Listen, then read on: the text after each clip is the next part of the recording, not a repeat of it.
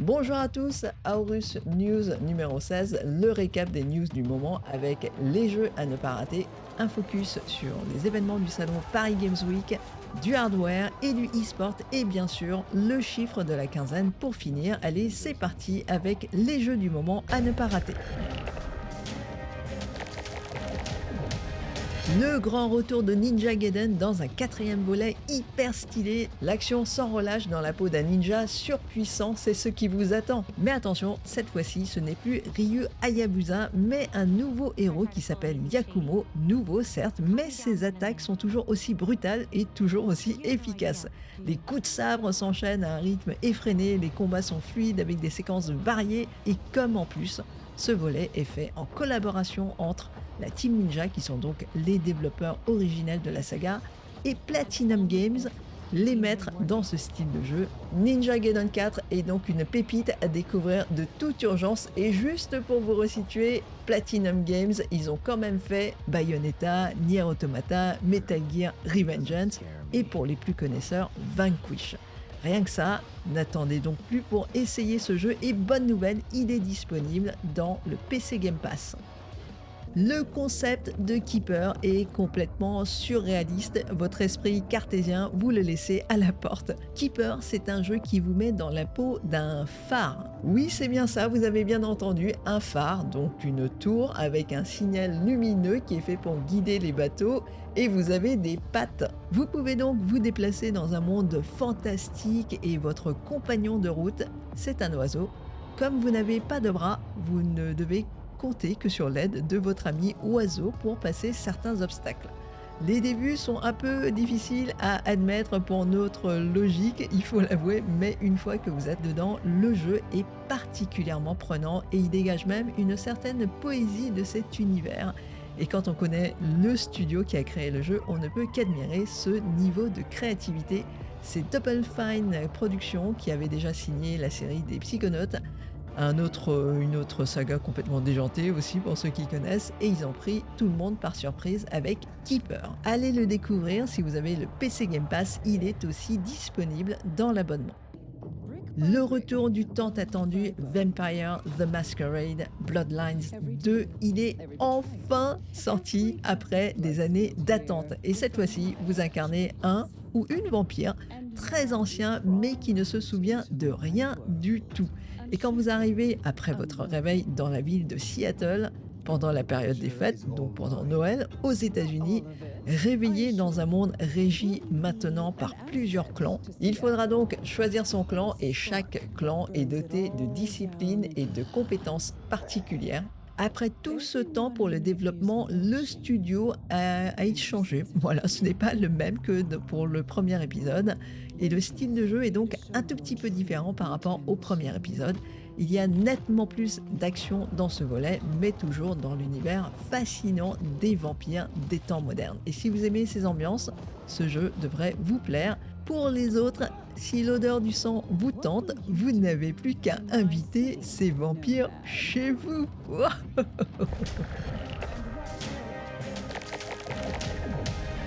Allez, on passe aux news. Le Paris Games Week approche à grands pas. Le plus grand rendez-vous gaming de l'année est donc prévu du 30 octobre au 2 novembre à la porte de Versailles à Paris.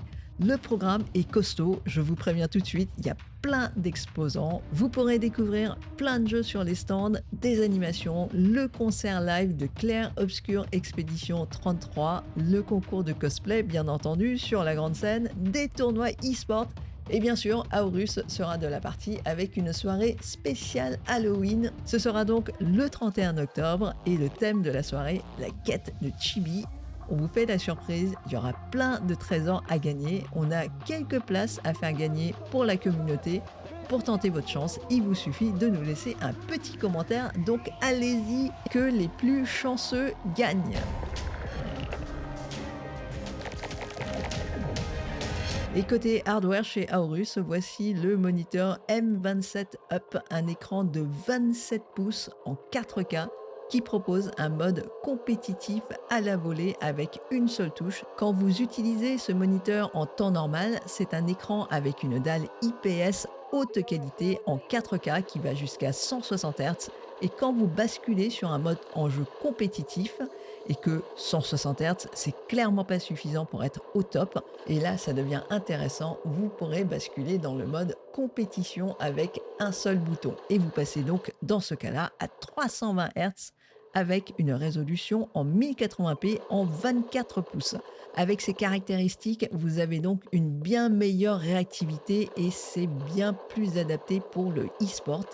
Et là, à vous les performances extrêmes. Ce passage d'un mode à un autre, c'est une nouvelle fonction qui s'appelle le Tactical Switch 2.0. C'est donc taillé pour ceux qui recherchent de la performance pour leur écran, mais qui s'en servent aussi pour la vie de tous les jours, autre chose que pour faire des jeux en compétition.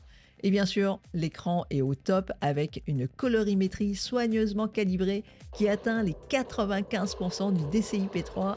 Le temps de réponse est extrêmement rapide, 1 ms en G2G. Et bien sûr, c'est un écran qui peut s'ajuster dans tous les sens avec une multitude de ports disponibles. C'est donc l'idéal pour les gamers qui prennent la compétition au sérieux et qui utilisent aussi leur ordinateur pour autre chose que des jeux en compétition. En parlant de compétition, et bien voilà, on a notre rubrique e-sport. Le e-sport, c'est donc tout un monde et un grand événement s'est passé du 10 au 12 octobre dernier à Nice. C'était les tournois Evo France, le plus grand événement e-sport mondial de versus fighting. Le décor de la plage de rêve de Nice était magnifique et l'action a été folle. Des moments forts, mais il y en a eu des kilomètres. Le tournoi Street Fighter 6, c'est LeChar qui l'emporte face à Blaze, le phénomène du moment. Le Coréen l'emporte après 4 rounds bien épiques. Il est donc sacré champion de Street Fighter à l'Evo Nice. Mais le match qui a scotché le monde entier, c'est le parcours spectaculaire de Mr. Crimson sur Street Fighter 6 et le retournement contre toute attente contre Blaze. Mr. Crimson a réussi l'impossible lors du 4e round en battant son adversaire alors qu'il ne lui restait qu'une toute petite barre de vie. Un exploit qui a mis le feu au public qui le soutenait à bras le corps. Une intensité déjà entrée dans la légende des compétitions de versus fighting. Et dans les moments forts, il y avait aussi l'éclosion de nouveaux talents hyper prometteurs. On peut citer notamment la performance hallucinante de Neya.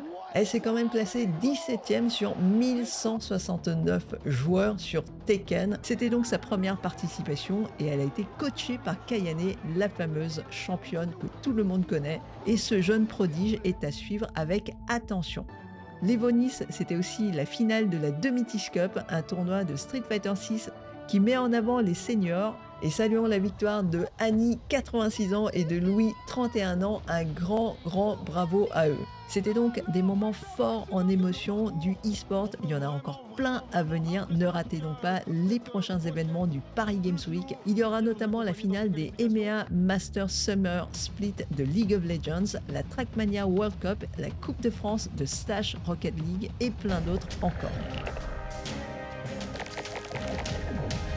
Après autant d'émotions, on va terminer avec le chiffre de la quinzaine. Ce chiffre, c'est 7 millions. C'est le chiffre de vente hallucinant de Battlefield 6 en 3 jours juste après sa sortie. Avec un score aussi vertigineux, c'est donc l'un des lancements les plus rapides de la série. Et ce n'est pas rien, c'est un chiffre d'affaires colossal aux alentours de 350 millions de dollars, plus ou moins.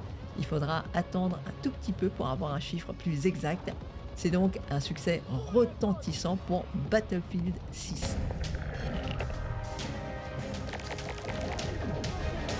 Et voilà, j'espère que la vidéo vous a plu. S'il y a des choses qui vous ont parlé, n'hésitez pas à nous en faire part dans les commentaires, surtout si vous avez envie de gagner une place pour la soirée spéciale Halloween d'Aorus. N'oubliez pas de liker la vidéo, de vous abonner si ce n'est déjà fait. On se retrouve donc très prochainement, dans 2 semaines à peu près. Soyez bien là, je compte sur vous.